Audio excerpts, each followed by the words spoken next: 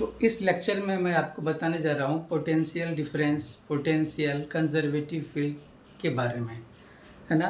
तो सबसे पहले आप ये जान लो कि कोई चार्ज है, उसके कारण क्या होता है, इलेक्ट्रिकल फील्ड होता है। अगर उसके फील्ड में कोई दूसरा चार्ज जाता है तो वो चार्ज क्या करता है, उस चार्ज पे फोर्स लगाता है, ठीक है।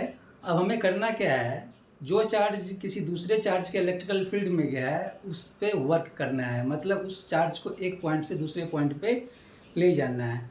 तो उसके लिए हमें कितना वर्क डन होगा या कितना पोटेंशियल एनर्जी होगा, हमें ये फाइंड करना है। तो मान लो कि ये आपका कोई पाथ है ना, ये कोई रास्ता है। इसी रास्ता पे क्या करना है, चार्ज को एक जगह से दूसरे जगह ले जाना है। मान लो कोई पॉइंट ए है और ये कोई पॉइंट बी है। आपका कोई चार्ज जो है ना, क्यू है। क्लियर?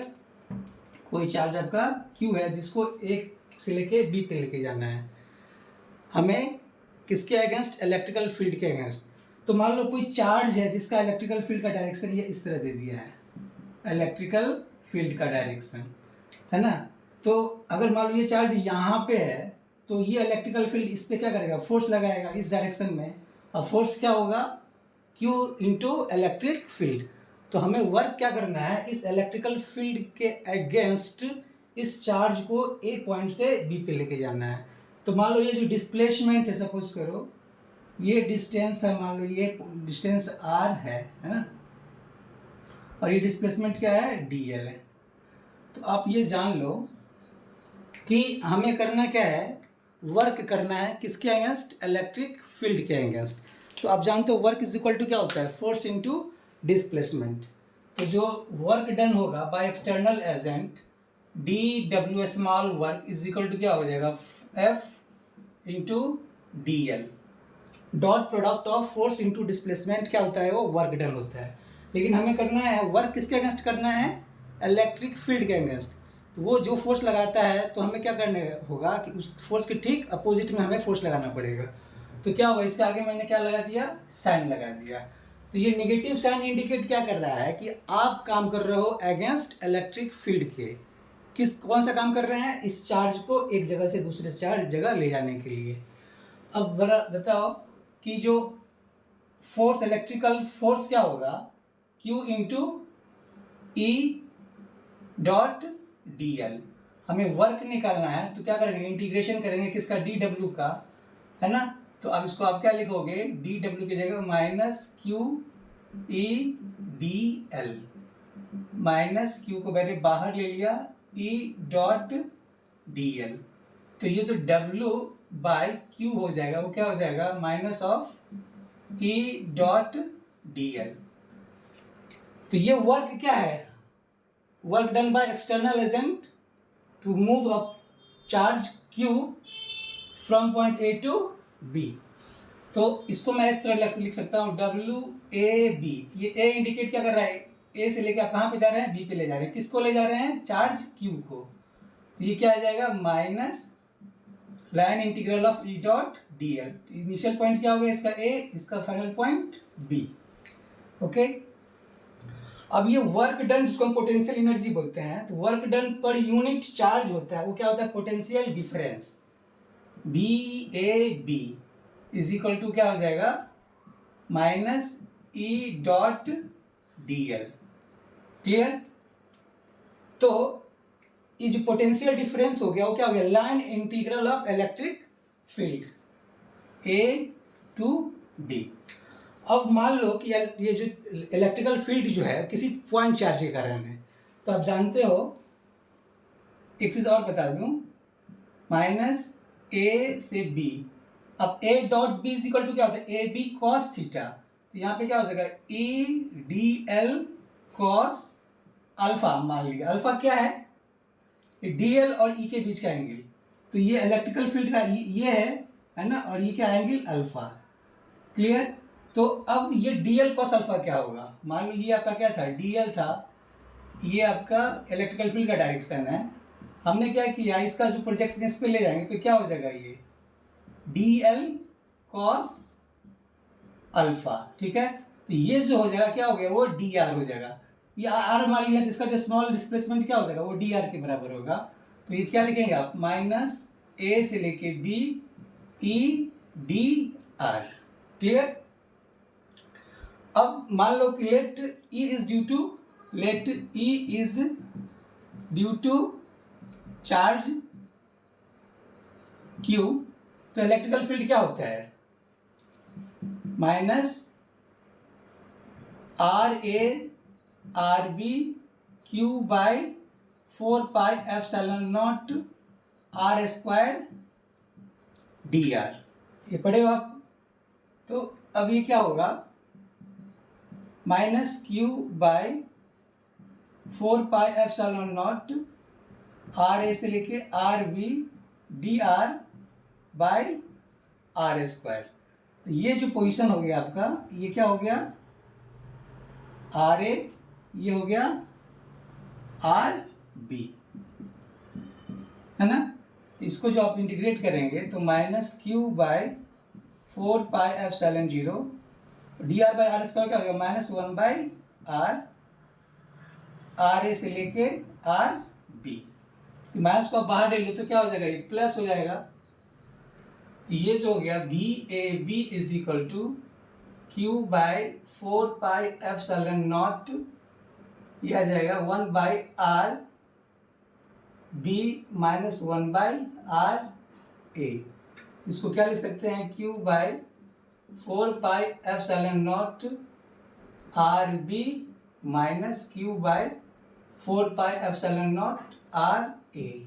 क्लियर। ये इसका मैग्नीट्यूड है ना। मैग्नीट्यूड को आप ऐसे लिखो या सिंपली आर से लिखो, है ना। तो ये जो आर क्या है वो मैग्नीट्यूड है। तो ये क्या हो जाएगा, क्यू बाई 4 पाई एप्सिलॉन, इसको लिखेंगे बी बी माइनस इसको बी ए, तो बी ए बी। ओके। इस बी बी को बोलते हैं एब्सोल्यूट पोटेंशियल, एब्सोल्यूट पोटेंशियल या पोटेंशियल एट पॉइंट बी। तो दो चीज देखा आपने कि ये पोटेंशियल डिफरेंस है। पोटेंशियल डिफरेंस का मतलब क्या हो गया कि work done against electrical field by external agent to move a charge from one point to other point.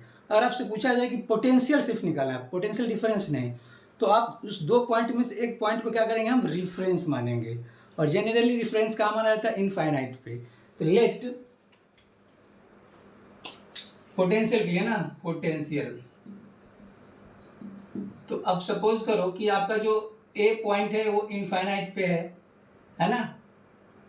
तो मतलब क्या हो जाएगा, R A is equal to, sorry A point infinite पे हो जाएगा, मतलब आर ए जो हो गया वो इनफाइनाइट, और बी पॉइंट मान लो कोई पी है ना, जहाँ पे R B is equal to आपने क्या लिख लिया, आर। तो क्या हो जाएगा पोटेंशियल, बी ए की जगह मैंने इनफाइनाइट लिख दिया, बी की जगह मैंने पी लिख दिया। तो क्या आ जाएगा, इसमें पुट करोगे तो Q by 4 pi epsilon naught 1 by R B की जगह मैंने क्या लिख दिया, आर, मतलब आर पी, सपोज करो आर पी है, आर पी लिख लिया, और 1 बाई आर ए कितना हो जाएगा, वो इनफाइनाइट, मतलब क्या हो जाएगा, Q by 4 pi epsilon naught R P. आप इसको डायरेक्ट लिख सकते हो बी पी। तो ये क्या निकला, potential at a given point. Clear, जिसको हम एब्सोल्यूट पोटेंशियल भी बोलते हैं। तो आप क्या देख रहे हो कि जो पोटेंशियल डिफरेंस है सिर्फ जो है इनिशियल पॉइंट और ये फाइनल पॉइंट पे डिपेंड कर रहा है। कैसा भी रास्ता हो, है ना, वो इस रास्ते पे वो डिपेंड नहीं करेगा, वो सिर्फ उसके इनिशियल पॉइंट और फाइनल पॉइंट पे डिपेंड करेगा। तो जो फील्ड सिर्फ इनिशियल पॉइंट और फाइनल पॉइंट पे डिपेंड करे उसको हम बोलते हैं कंजर्वेटिव फील्ड। क्लियर। तो अगर आपसे पूछा जाए कि कंजर्वेटिव फील्ड क्या है, तो a vector whose line integral does not depend upon the path of integration that depends only on initial point and final point is known as conservative field। ये मैंने यहाँ पे लिख दिया है।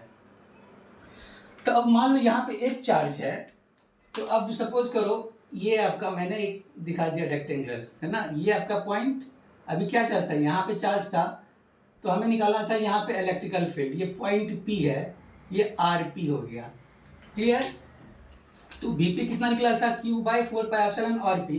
लेकिन अगर मान लो ये दे दिया है कि ये चार्ज यहाँ पे दे दिया, इसका जो पोजीशन वेक्टर दे दिया है आर डैश, है ना, और हमें निकालना है पोटेंशियल, ये यहाँ पे निकालना है, ठीक है, इसको मैंने आर मान लिया।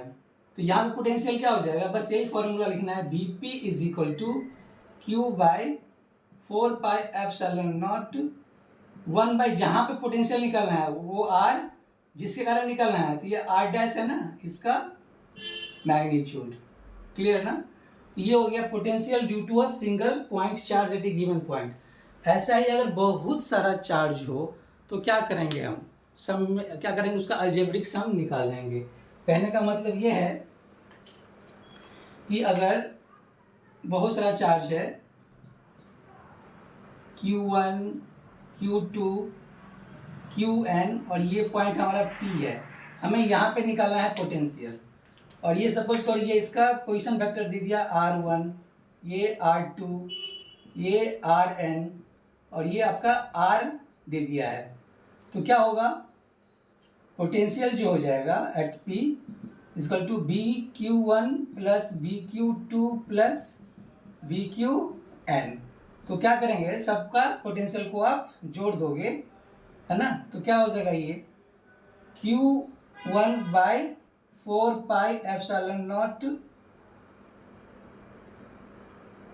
1 by R minus R1 plus Q2 by 4 pi epsilon not R minus R2 plus dot dot dot plus क्या हो जाएगा, ये Qn by 4 pi epsilon not R minus Rn।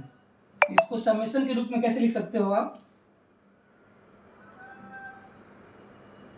1 by 4 pi epsilon common है, summation I is equal to 1 से लेके n तक QI by R minus RI का magnitude. तो ये क्या हो गया आपका potential due to N number of charge at a given point. Okay, तो यही था आपका पोटेंशियल डिफरेंस। यहाँ पे मैंने सबका ये लिख दिया है, potential difference it is work done by external agent to move a charge from one point to another point against electrical field. इस तरह लिख दिया है। इसका यूनिट क्या है, वोल्ट जूल पर कूलम, क्योंकि वर्क का यूनिट क्या होता है, जूल, चार्ज का unit coulomb. It's depend upon only initial and final point. Potential difference positive होगा या नेगेटिव भी हो सकता है। अगर पॉजिटिव है तो वर्क डन बाय फील्ड, इसका मतलब लॉस इन पोटेंशियल एनर्जी होगा। अगर नेगेटिव है तो work done by external agent, क्योंकि ये जो निकाल रहे हैं क्या था, work done against by external agent. ठीक है, इसका मतलब गेन इन पोटेंशियल एनर्जी होगा। सिमिलरली मैंने डिफाइन किया पोटेंशियल। पोटेंशियल क्या लिखा है, it is work done by external agent to move a charge from infinity to a given point against electric field. तो इसमें इनिशियल पॉइंट क्या है, इन्फिनिटी पे है, और कहाँ पे लेके जाना है, किसी पॉइंट बी पे। तो क्या हो गया, B infinity, B is equal to work done to move a charge Q from infinity to a given point B. Clear ना। उसी तरह मैंने कंजर्वेटिव फील्ड के बारे में लिख दिया है। तो ये आशा करते हैं आपको ये समझ में आया होगा। Thank you.